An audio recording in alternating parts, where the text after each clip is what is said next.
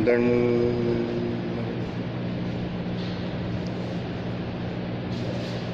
अज्ञात की लीला चालू थी ना, हंस अवतार की। हंस अवतार के बारे में निरूपण किया भगवान जी ने, तो अभी वही लीला चालू है। तो उसमें फिर भगवान ने जब हंस अवतार के बारे में बताया कि उन्होंने अवतार लेके ब्रह्मा जी को ज्ञान निमित्त करके ज्ञान दिया सनक सनकादिक को, तो वहाँ पे क्या बताया कि जो देवता है, देवता पदार्थ है, मतलब देवताएं जो है वो ब्रह्म विद्या के अधिकारी नहीं है। समझ गए?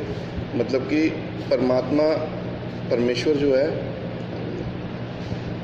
जो है वो ज्ञान देते हैं जीवों को, तो वो जीवों को क्यों देते, देवताओं को क्यों नहीं देते? ऐसे एक सवाल उठ सकता है।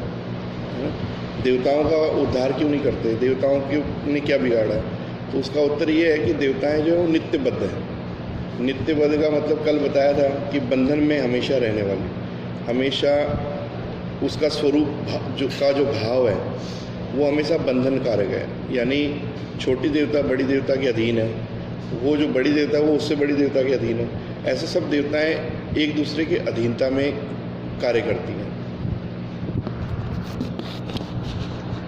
तो अधीनता में कार्य करती हैं, तो उससे क्या होता है, देना कुछ। हाँ जी, तो अधीनता में काम करती हैं देवताएं। ये अज्ञात लीला में भगवान ने बताया कि जो देवताएं हैं वो कभी मुक्त होने का उसका कोई भाव ही नहीं आया है ना। मतलब एक चीज़ है जैसे लोहा है, अब लोहे का भाव क्या है कि उसने पानी का योग आने पे जंग जो है वो निकलना ही निकलना, उसको कोई ख़त्म कर सकता है क्या? किसी चीज़ से नहीं कर सकते ना। लेकिन लोहे को सोना बनाने का भी एक कार्य है। पारस अगर लोहे को लगा दे तो लोहा जो है वो क्या हो जाएगा, सोना बन जाएगा। मतलब उसके अंदर जो कालीमा है या उसके अंदर जो जंग का प्रकार है वो निकल जाएगा, ख़त्म हो जाएगा, तो वो लोहा क्या बन गया, सोना बन गया। लेकिन वैसे जीव का है, जीव के अंदर कालीमा मतलब कि दोषों से घिरा हुआ है, दोष ही दोष भरे हुए हैं, अनंत दोष हैं। 65,500 दोष तो भगवान ने गिनाए हुए हैं, और इसके अलावा भी अनंत दोष जीव के अंदर है। और उसकी क्वालिटी क्या है जीव की, जीव का भाव कैसा है कि वो बदल सकता है। इसलिए भगवान जीवों को ज्ञान देते हैं, जीवों की भलाई चाहते हैं, और जीवों को ज्ञान दे करके उनको भलाई के रास्ते पे लगाने के लिए, उनको मोक्ष के रास्ते पे ले जाने के लिए परमात्मा स्वयं अवतार लेते हैं और स्वयं श्रीमुख से ज्ञान देते हैं। और ये प्रकार देवता के अंदर नहीं। देवताएं जो हैं वो कभी भी परमेश्वर का ज्ञान लेने के अधिकारी न बने हैं, न वो हो सकते। वो हमेशा नित्यबद्ध है। नित्य मतलब हमेशा बंधन में रहने वाली देवता है ना। और जीव का स्वभाव कैसा है, बंध मुक्त।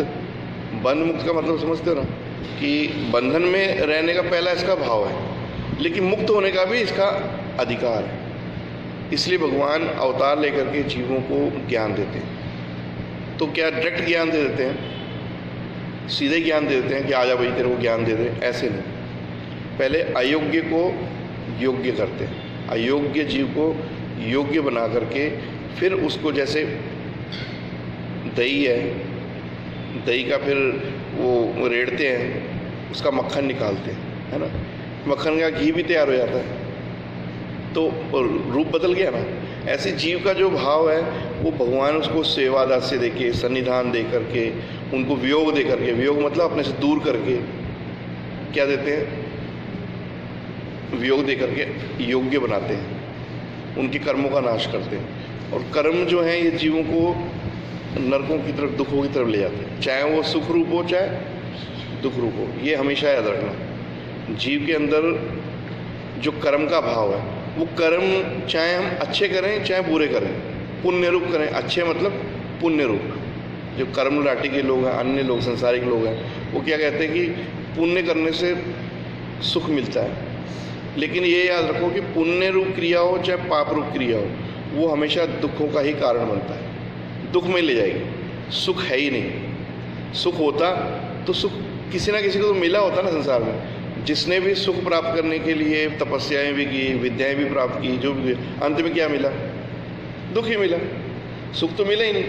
तो इस संसार में क्या 3 चीज़ें हैं गीता में भगवान ने बताया, जैसे कि दुख रूप, पाप मूल और अनित्य, ये संसार का सार है। संसार, तो संसार का जो सार है वो क्या है, सार क्या है, तो कहते हैं दुख रूप है।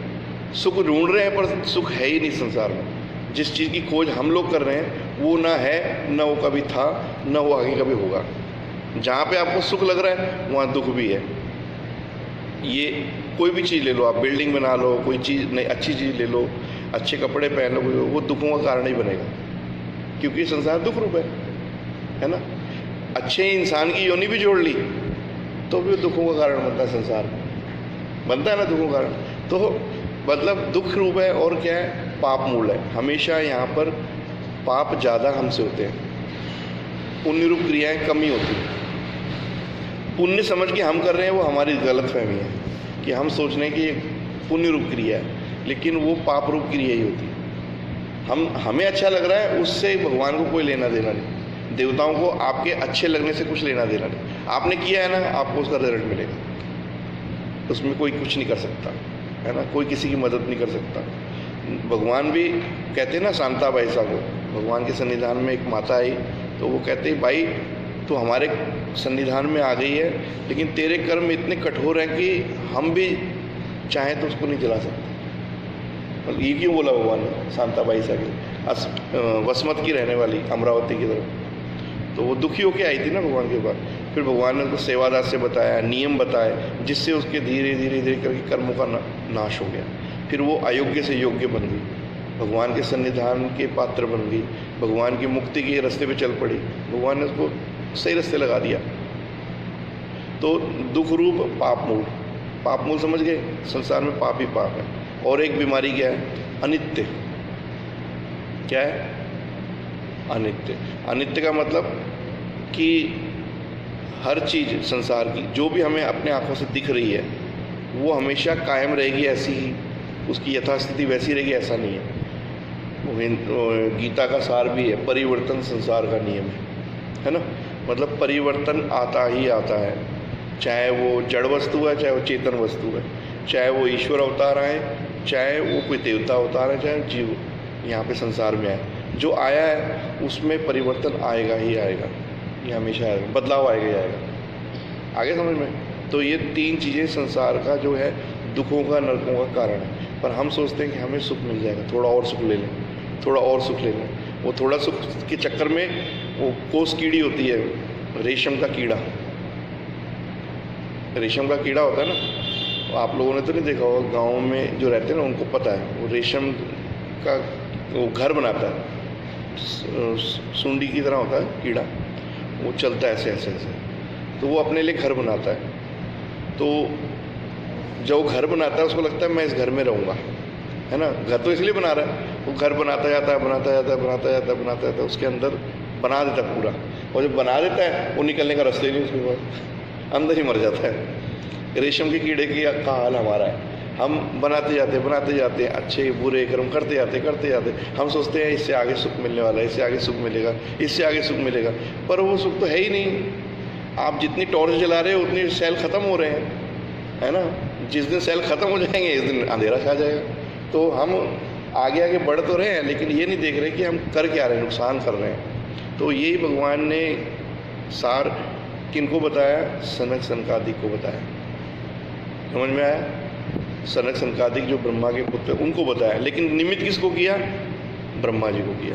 पर ब्रह्मा जी को बता रहे हैं भगवान, सुना रहे हैं उनको। जैसे अपने पंजाबी में कहा हुआ था, कहना तीनू सुनाना नूनू। तो वैसे भगवान ने ब्रह्मा के कहने पर आह्वान किया ब्रह्मा ने, तो ब्रह्मा को ही बताएंगे ना। लेकिन अधिकार किसका जागा हुआ था, सनक सनकादिक। तो भगवान ने ऐसे श्री चक्रधर महाराज ने डोमिग्राम में ऐसे वचन भी बोला, एक प्रवृत्ति जाली तरी।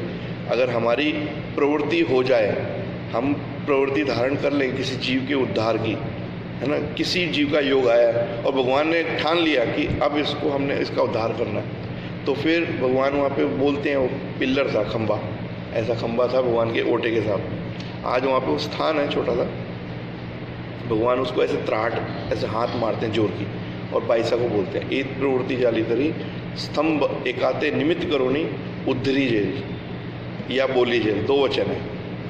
दो जगह अलग अलग बोला भगवान। उद्धरिजेन मतलब उद्धार कर देंगे। स्तंभ एकाते निमित्त करुणे, स्तंभ मतलब खम्भे को निमित्त करके, किसी खम्भे को निमित्त करके भगवान कहते हैं। और वो खम्भा क्या मतलब कोई दीवार, कोई खम्भा मतलब ऐसे पिल्लर को, पिल्लर मतलब किसी अधिकरण ज्ञानी के द्वारा। हमने ऐसे जोड़ी नहीं कि भगवान स्वयं आकर के हमें ज्ञान दे। जोड़ा है क्या? हमने जोड़ा ही नहीं। हमने इतना भी नहीं जोड़ा कि भगवान हमें आके मिले, हम भगवान को जाके मिल लें, हम भगवान के दर्शन कर लें, हमें भगवान का सेवादास से प्राप्त हो, सन्निधान प्राप्त हो।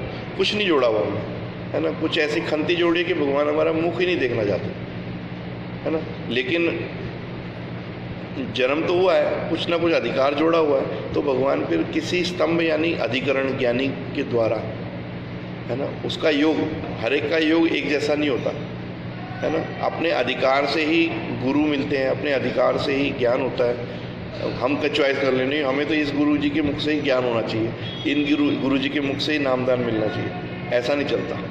वहाँ पे ये सब सौदा भगवान के पास में है ना। वो हमारा अधिकार होता है और उस अधिकार के अनुसार भगवान वो योग लाते हैं और फिर हमें उनके द्वारा हमें ज्ञान प्राप्त होता है और हमारे जो जीवन का जो धर्म का मार्ग है वो चरितार्थ आगे बढ़ते हैं, है ना। तो ये सनक सनकादि को भगवान ने बताया, तो ब्रह्मा जी को समझ ही नहीं आया कि भगवान जी ने क्या बोला। एक हंस के रूप में अवतार लेकर के श्री दत्तात्रेय महाराज जी ज्ञान दे रहे हैं, वो ब्रह्मा जी को कुछ समझ ही नहीं आया। तो उन्होंने क्या पूछा था सनक सनकादि ने, गुणवित्ताची गुणचित्ताची वेणी मतलब कि चोटी, बंधन। कल भी बताया था, वेणी किसको बोलते हैं? चोटी को बोलते। चोटियाँ नहीं करती लड़कियाँ, तो वो तीन उससे गुत्त बनाते हैं ना वो। तो ऐसे तीन गुणों का ये चित्त में बंधन बंधा हुआ है, तीन गुणों का। तीन गुण कौन से हैं? रजोगुण, तमोगुण, सतोगुण। बस इसमें हम घूम रहे हैं, इसके बाहर निकलते ही नहीं, निकलना चाहते ही नहीं, है ना। कभी रजोगुण का प्रभाव आता है, कभी सतोगुण का प्रभाव आता है, तो कभी तमोगुण का प्रभाव आता है, और उसके रहते हम उसके अनुसार हम जीवन में कार्य करते हैं। कुछ सीरियल देखते हैं, सीरियल आते हैं ना, नाटक, पिक्चर, कुछ भी देख लो आप, तो वो इमोशनल करने वाले, तो आंखों में आंसू आ जाता है। वो क्या है? सतोगुण का कार्य है। तो क्या उससे अपना भला होगा? भला तो होना ही नहीं। और रजोगुण, तमोगुण, सतोगुण ये उनके कार्य हैं, है ना। किसी की मदद करने की सोचते हैं, सतोगुण का कार्य है।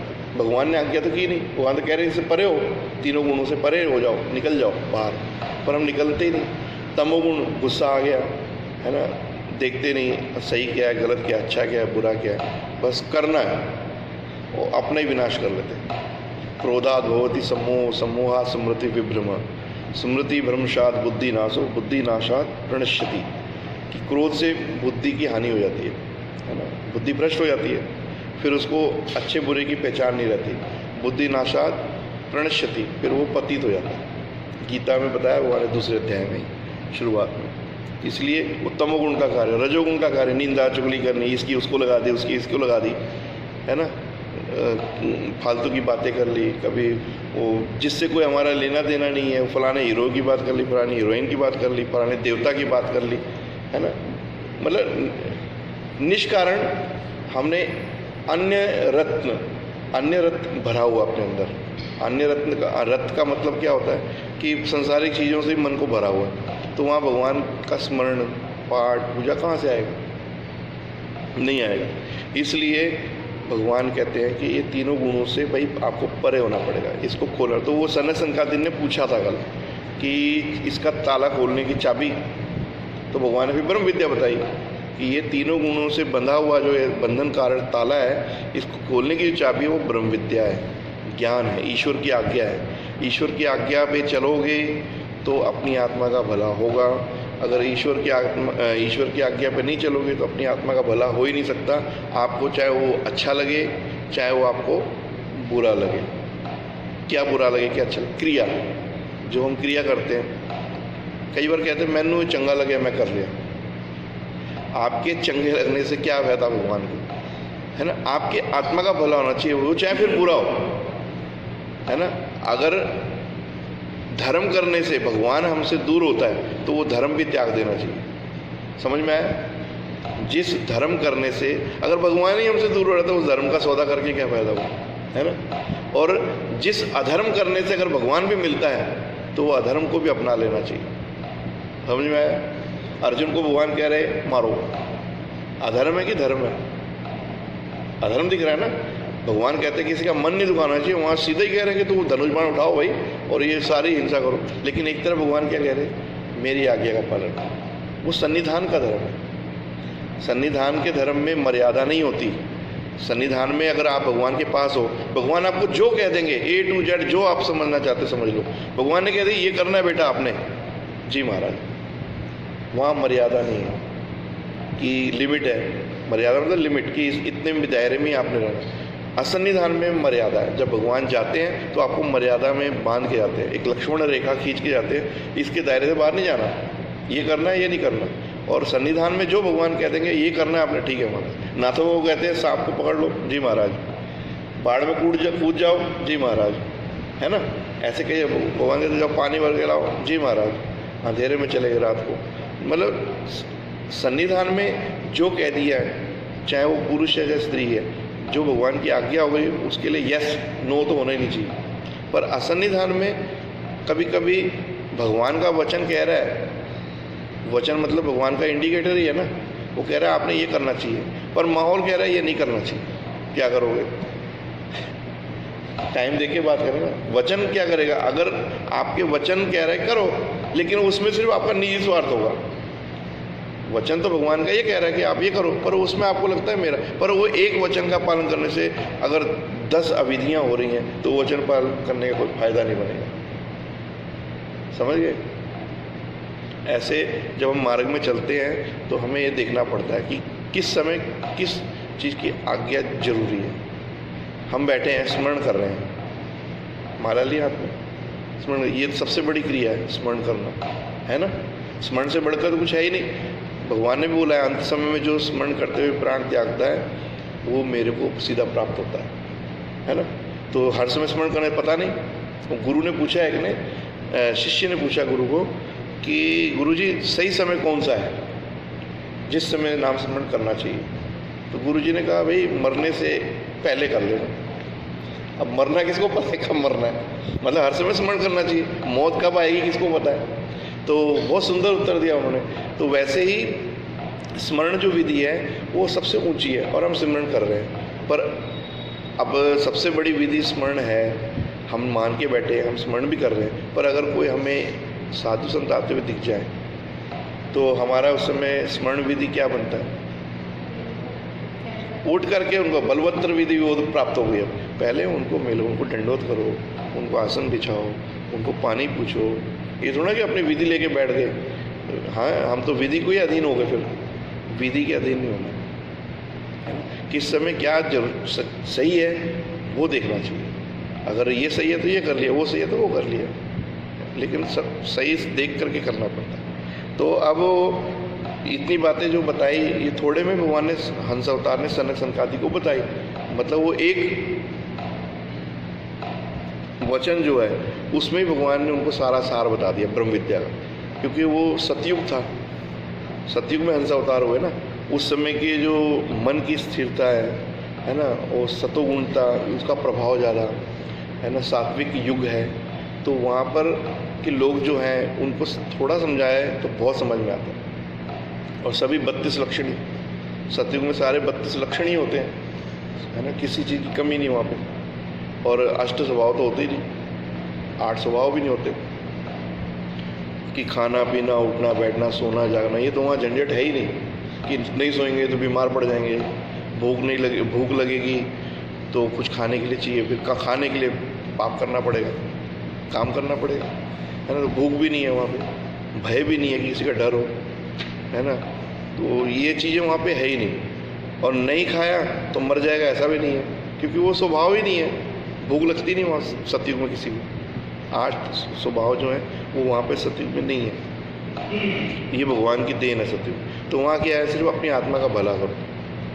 इतना सुंदर युग है वो सतयुग। ना किसी के साथ वैर है, ना किसी के साथ किसी का विकार है, ना कोई विकल्प को धारण करता है अपने, बस जो जिसमें लगा है जो साधन जिसको मिल गया उसमें वो उपासना करता है। तो अब मादाइसा ने पूछा फिर दोबारा, मादाइसा पूछती है महाराज को, जी श्री कृष्ण चक्रवर्ती निरूपी लीजिए गीता शास्त्र त्याते भगवे म्हणती हे आमुचेची शास्त्र ते कापा।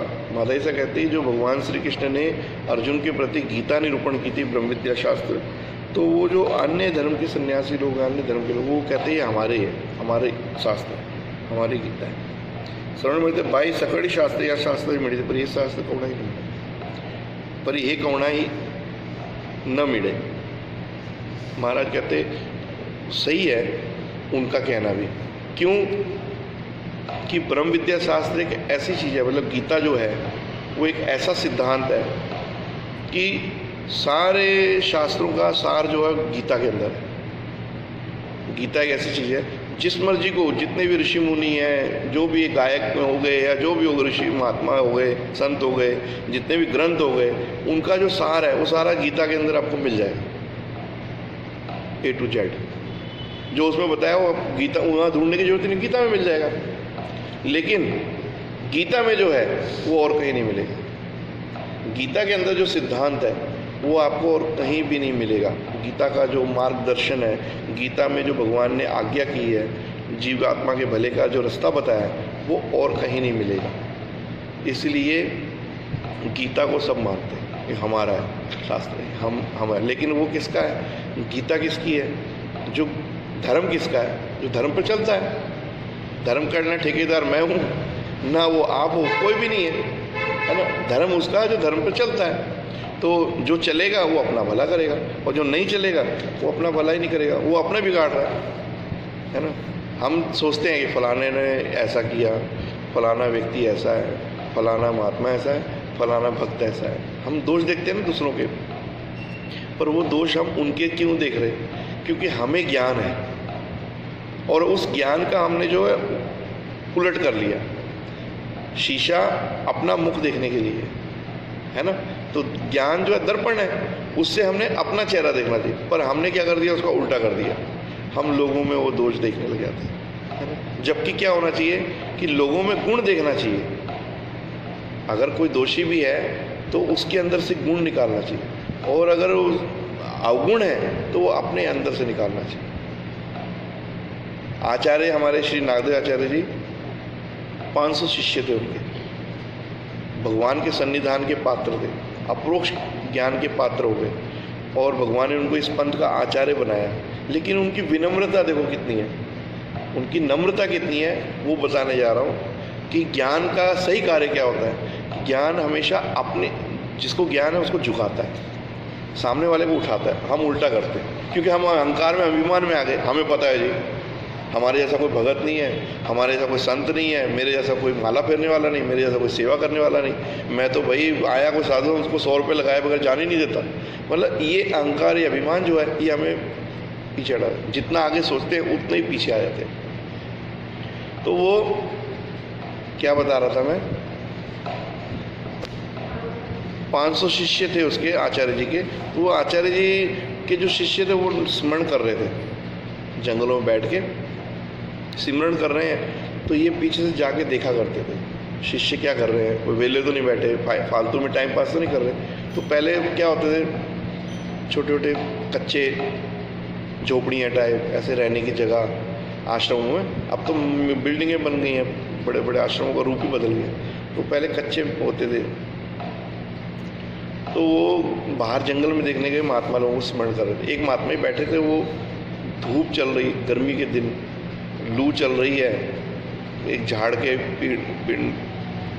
पेड़ के नीचे बैठे हुए हैं, और बैठ के उत्तर दिशा की तरफ मुख करके, मुख पे ढका हुआ कपड़े से, और भगवान को याद कर रहे, सिमरण कर रहे। आंखों में पानी है उनके, मतलब विलाप कर रहे हैं भगवान के लिए, दुख कर रहे हैं। आचार्य जी गए, उन्होंने देखा, उन्होंने जा करके देख करके उनको पीछे से ही डंडों डाली।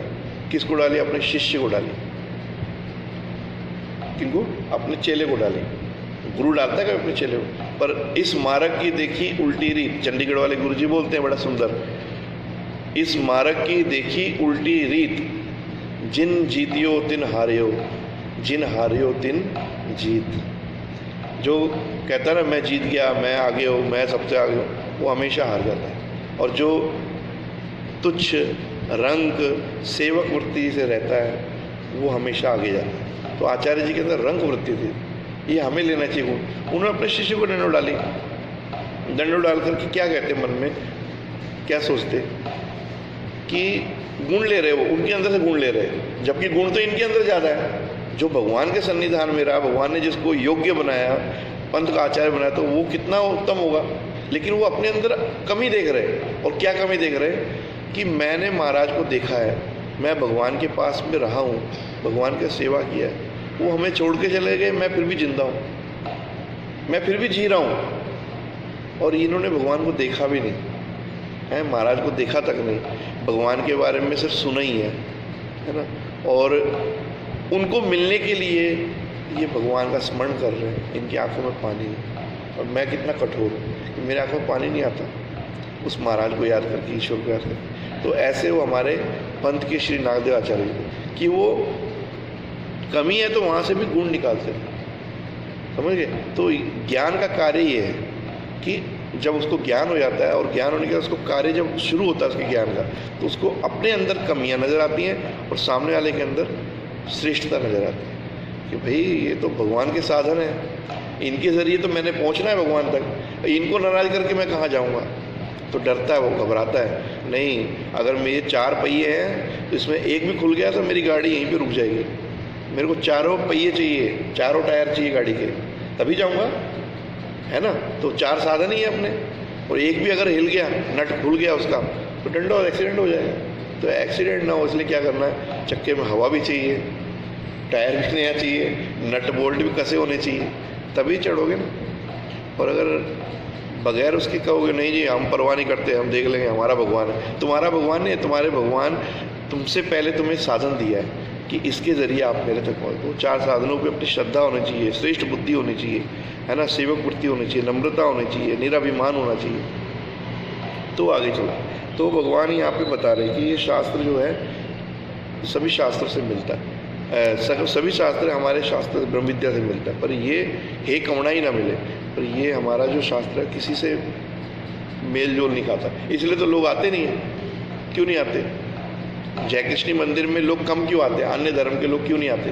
क्योंकि यहाँ वो चीज़ें नहीं है, आडंबर, है ना। वहाँ पे मनोकामनाएं मांगने वाले हैं, दुख दूर करने वाले के लिए वो है जी, जहाँ पे स्वार्थ है वहाँ पे है। यहाँ स्वार्थ नहीं है। यहाँ तो गुरु जी कहेंगे बेटा बीड़ा बांध दे, बीड़ा बांध दे, भगवान को बीड़ा चढ़ा, भगवान करे। यहाँ पे सब भगवान के भरोसे है ना।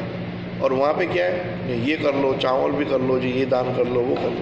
कभी कहा गुरु ने तुम इतना ये करो दान, ये आटा ला के रख देना, कभी डिमांड की? कभी नहीं, सिर्फ इतना कहा तुम भगवान से सौदा करो, भगवान सबका सुनते हैं, तो तुम्हारा क्यों नहीं सुनेंगे? तुम भगवान की शरण आओ, बीड़ा रखो भगवान के आगे, प्रार्थना करो, अगर हम उस योग्य होंगे तो भगवान हमारी जरूर सुनेगा, है ना। पर वहाँ पर कुछ और है, यहाँ कुछ और है। तो यहाँ पे 12 नहीं खाता लोग, तो यहाँ पे कम होंगे। सुनार की दुकान पे कम होते हैं लोग, है ना। और मंडी में जाओ तो भीड़ लगी होती है, समझ में आया। तो ये सुनार की दुकान है, यहाँ परख करके वही चढ़ेगा जिसने सोने का सौदा करना, सब्जी की सौदा करने के लिए यहाँ थोड़ा कोई आया समझ में। तो ऐसी बात है। तो भगवान कहते ऐसे ते निर्णय, वो नहीं जानते इस बात को कि हमारा शास्त्र गीता से मिलता है। वो सोचते हैं गीता हमारी है, इसलिए वो अपना समझते हैं। म्हणून आपुलेची होय म्हणती, यावरी माताजी से कहती जी जी हे गीता शास्त्र कवणी ही लोग मानी, सकड़ी लोग मानते। महाराज सभी लोग गीता को मानते हैं, माता ऐसा कहती है। पढ़ती मतलब उसको पढ़ते भी हैं, तरी त्या परमेश्वराचा बोध का नव्हे, फिर भी उनको बोध भगवान का ज्ञान क्यों नहीं होता? पढ़ते तो सारे गीता है, अच्छी अच्छी पढ़ते हैं, महानुभाव क्या पढ़ेंगे, उससे भी अच्छी गीता पढ़ने वाले, पर उनको ज्ञान बोध नहीं है। तो ते प्रकटीची असे मग सर्वांनी म्हणते बाई हे हात छोटा बोलावे, पर येथून दिदल्यावर कव नाही घेऊ गोटो नाही हो काजी, म्हणून महाराज श्री चरणाला लागले। तो वो कहते महाराज पढ़ते हुए दिखे, बड़े बड़े पंडित देखे हैं, अच्छा बोलते हैं गीता, अच्छा सुनाते हैं, जैसे सारा ज्ञान तो इनको ही है, फिर भी उनको बोध क्यों नहीं है? तो भगवान ने एक एग्जाम्पल दिया, हे हार्ट टू हार्ट। हार्ट समझते हो ना, हार्ट किसको बोलते हैं?